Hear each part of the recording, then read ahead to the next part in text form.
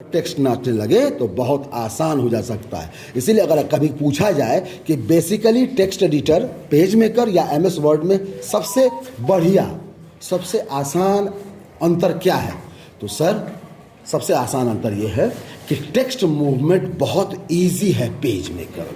कोई डाउट, कोई दिक्कत? मैंने टेक्स्ट को भी वो ऑब्जेक्ट में कन्वर्ट मानता टेक्स्ट है, लेकिन घुमाने फिराने के लिए उसको ऑब्जेक्ट भी मानता है। मैंने एक साथ उस एक चीज को दो तरीकों से समझता है। जैसे आप इंसान हैं, ठीक, मतलब आपको पहली बार पता चला, चुप रह, आप इंसान हैं, साथ में साथ आप किसी के बेटे भी तो हैं, साथ में साथ आप किसी जगह स्टूडेंट भी तो हैं, साथ में साथ आप हॉकी के टॉपर भी तो हैं। तो क्या एक व्यक्ति चार चीज है कि नहीं है? तो अगर एक ही टेक्स्ट चार चीज है तो क्या दिक्कत है?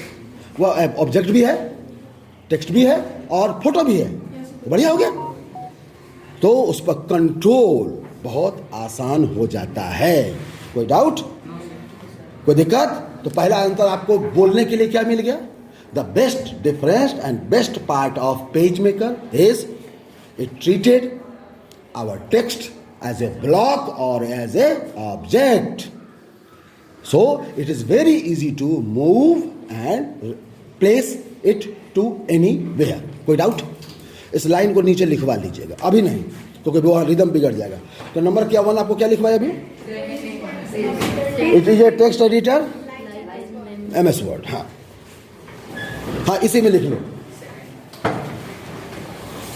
The best part of it is, it माने page maker, the best part of it is, the best part of it माने यहाँ पेज मेकर है, the best part of it is that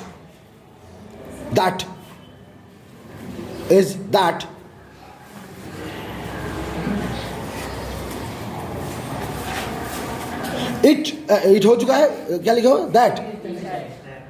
It is that. It is part of it is that. it is that. It comes. नहीं, it treated our text, that it treated our text